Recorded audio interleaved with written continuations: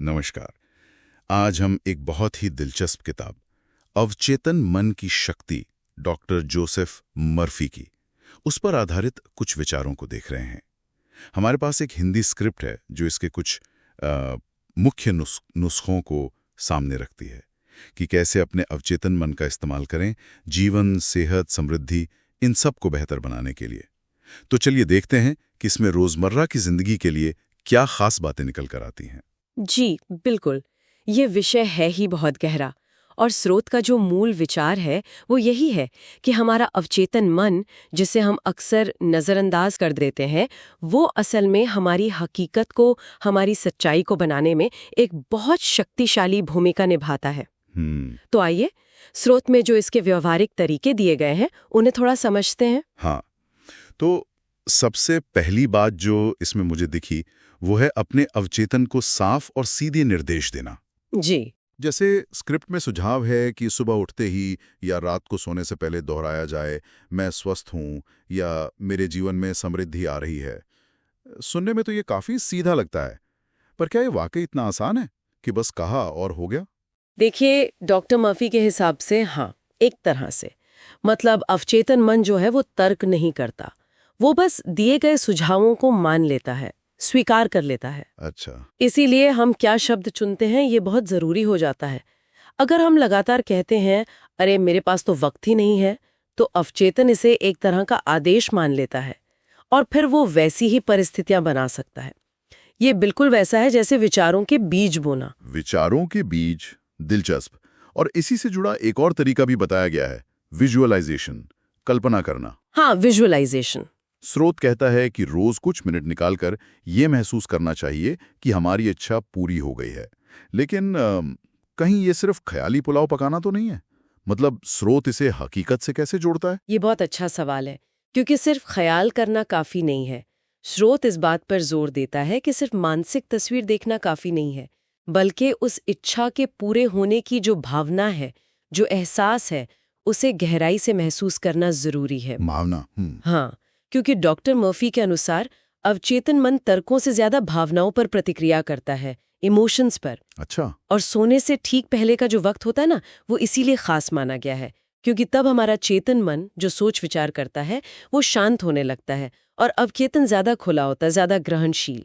तो उस वक्त सकारात्मक भावना के साथ सोचना ज्यादा असर डाल सकता है। सही। ये विचारों को बीज की तरह देखने वाली बात, ये डर और चिंता पर भी तो लागू होती होगी, है ना? बिल्कुल। स्रोत में ये भी कहा गया है कि डर या चिंता को विश्वास से बदलना कितना जरूरी है, और ये भी कि हमारा बाहरी जीवन हमारे अंदरूनी विचारों का आईना है।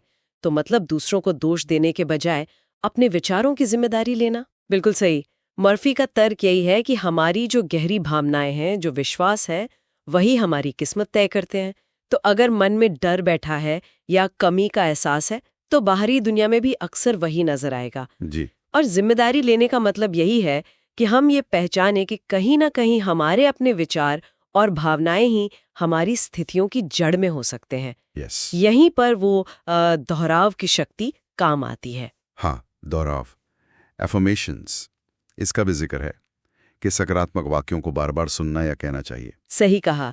इसके पीछे का लॉजिक ये है कि लगातार दोहराने से हमारे चेतन मन की जो आलोचनात्मक दीवार है, जो शक करती है, हम उसे एक तरह से बाईपास कर सकते हैं और संदेश सीधा अवचेतन तक पहुंच सकता है। इसीलिए स्रोत में ये भी सुझाव है कि अपनी ही आवाज में सकारात्मक बातें रिकॉर्ड करके रोज सुने।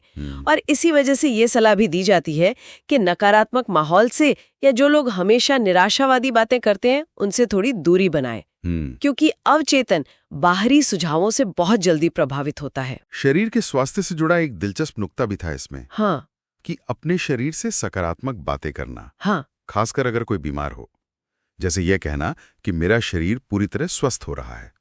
क्या ये भी काम करता है? डॉक्टर मर्फी के अनुसार हाँ, क्योंकि उनका मानना है कि अवचेतन मन ही शरीर के सारे अनैच्छिक काम, जैसे पाचन है या कोशिकाओं का बनना बिगड़ना, इन सब को कंट्रोल करता है। अच्छा। तो जब हम सकारात्मक निर्देश या भावनाएं भेजते हैं, तो वो शरीर की अपनी जो हीलिंग प्रोसेस है, जो ठीक होने की प्रक्रिया है, उसे तेज करने में मदद कर सकती हैं।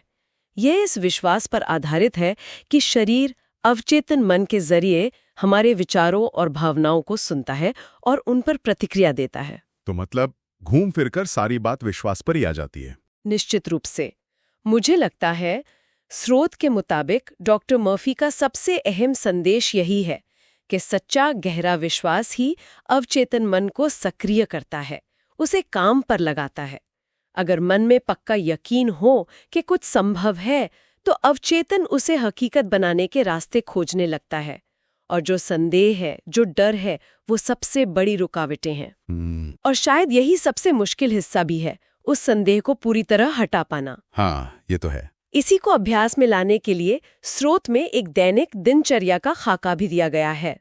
सुबह, दिन, शाम, रात में क्या सोचें या दोहराएं, ताकि धीरे धीरे सोच बदले। तो सार यही निकलता है कि हमारा अवचेतन मन एक उपजाऊ जमीन की तरह है। बिल्कुल। हम उसमें जो बीज बोएंगे वही फसल काटेंगे। अच्छे बीज तो अच्छी फसल, बुरे बीज तो नतीजा भी वैसा ही। और ये बात हमें सोचने पे मजबूर करती है कि हम सब अनजाने में या जानबूझकर अपने मन की इस जमीन में हर पल कैसे बीज डाल रहे हैं।